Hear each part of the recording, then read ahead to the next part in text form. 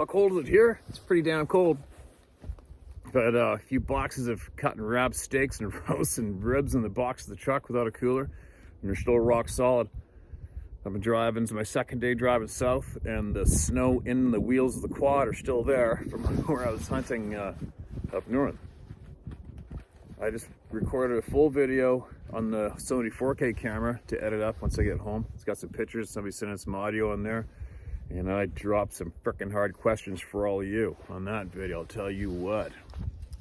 But that's saved for another day once I get back, right?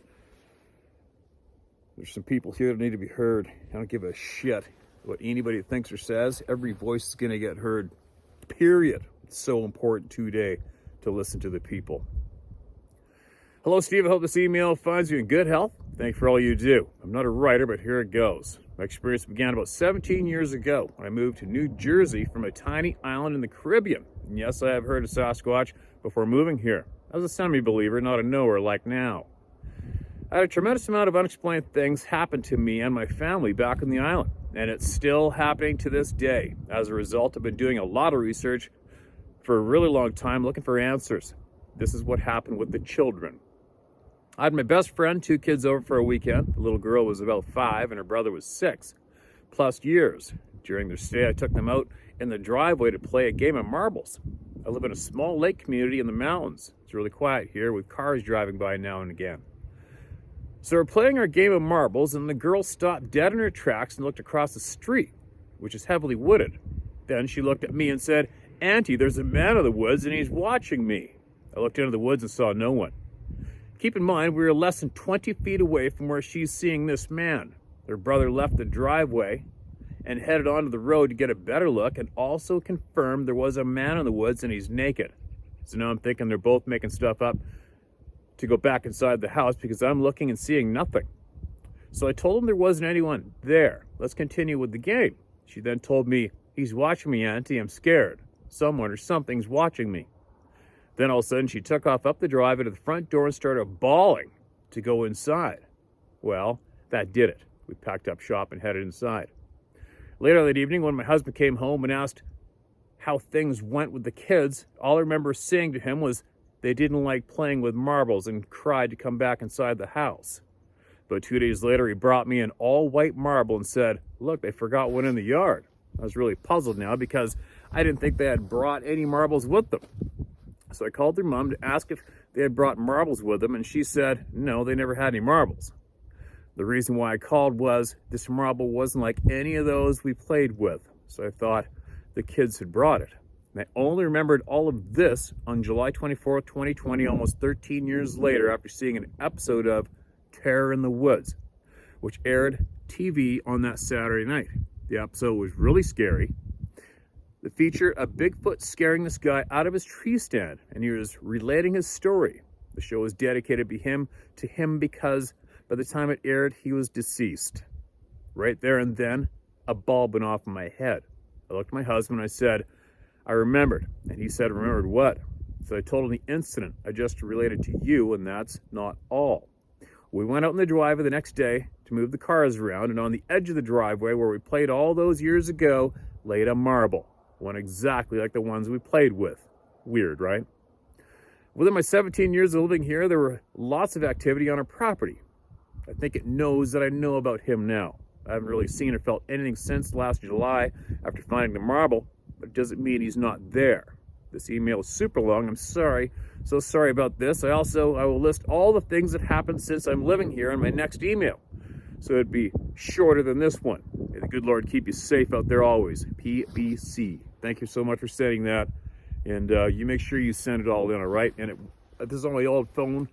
I apologize if it took so long to get to it, but there's just so many, right? There's just so many. Better mark that as red so all you don't want to kill me later for doubling up. Oh, it's cold, man. See if I can get another one in here. What we got? We got enough time left in that sucker. The Grass Man and the Garbage Man. Name for posting and read this copy. The Grass Man and the Garbage Man. Steve, I want to thank you and your viewers to opening of my eyes to the forest people. I was born in Ohio and grew up in a hunting, camping, and fishing family. I don't have any experience with the forest people until moving to the Southwest. Growing up, I heard many stories of the Ohio grassman of eastern Ohio in the 70s, garbage men who roamed central Ohio. In 1997, I moved to New Mexico and continued my outdoor activities to include backpacking and day hiking. While living in Albuquerque, I made several day hikes to Manzano Mountains, part of the Cibola National Forest. On this day, I was hiking the Bosque Trail at 8,063 feet with a climb to the Crest Trail at 9,400. On top, I visited the Reformwalt Homestead ruins. At the ruins, the weather turned abruptly from a sunny day, quiet, pleasant, to a high winds that appeared to be a storm front moving in. Due to the weather, I started down the same trail that I had hiked up back to my car. As I hiked the trail, I started to become confused and disoriented. I was now recognizing the trail I just hiked up. I felt a complete feeling of fear and then terror. I had to get out of the area. I started to run off the trail into heavy wooded areas, sloping almost vertical. I knew I had to get to my car. After several minutes, I regained my bearings and quickly returned to the trail and to my car. I never went back to the area. Shortly after the incident, I moved to Phoenix, Arizona, fall of '97, continued to backpack and hike. I was doing a solo backpacking trip into the Superstition Mountains east of Phoenix. I completed the trip and was hiking out the Peters Canyon Trail, approximately 3 miles to the trailhead, elevation 3,400 to 3,800 feet. As I entered the canyon, I had this growing feeling of being watched. As I continued through the canyon, as this feeling grew, I saw no one. The feeling grew to, I need to get out of the canyon ASAP. As I neared the trailhead in my truck, the feeling and need to leave the area diminished. My friend and I were practicing overnight camping for a group hike into the Grand Canyon. My friend had no backpacking experience, and I was trying to help prepare him for the group hike. This was May '82. We traveled to Sedona, Arizona, to a campsite I camped at many times solo. The site was in the secret mountain wilderness, up the Loy Canyon Trail to trail number 109, at an elevation of 6,572 feet. We arrived late afternoon, set up camp, and we gathered firewood. With the fire going, we started dinner, and it was starting to get dark. We piled on the wood. It was a moonless night, and with no visibility in the surrounding forest beyond the light of the fire. This is an important note to keep in mind. We're sitting across from each other, shooting the breeze, beer in hands. It was around 9:30 p.m. Another key note is I was armed with a sidearm. This night was pitch black.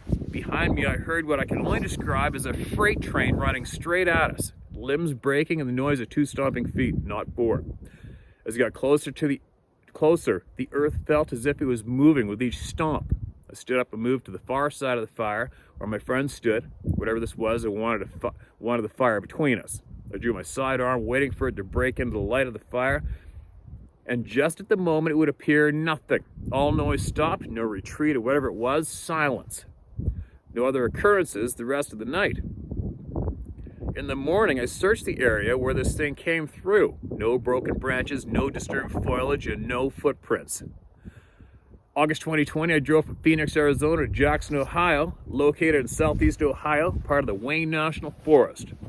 I was up there to help my cousin work on his one-room house and would be there for 1 month. He lived off 5 Mile Road, approximately 10 miles from the town of Jackson, Ohio, on the lot he purchased of 2 acres. This was an Amish country and heavily wooded at 250 feet in elevation.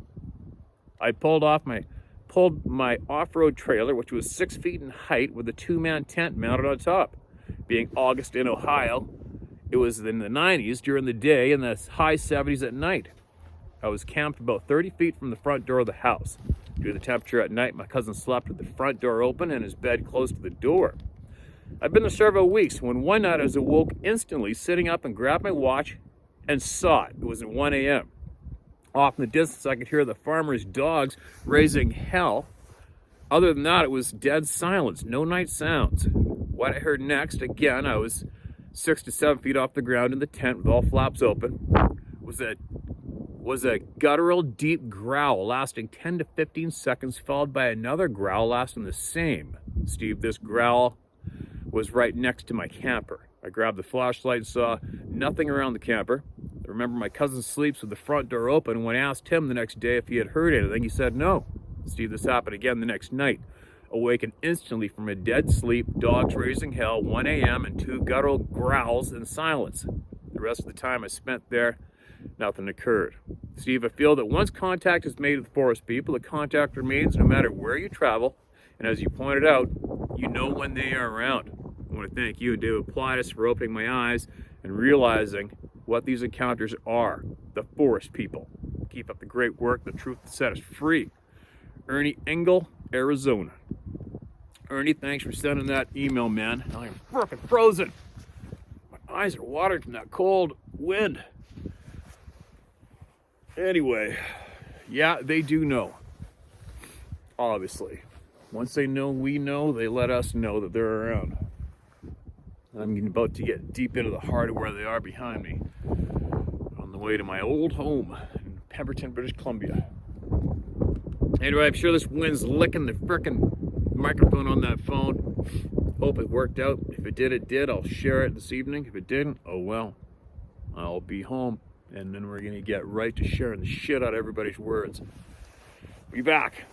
Be safe.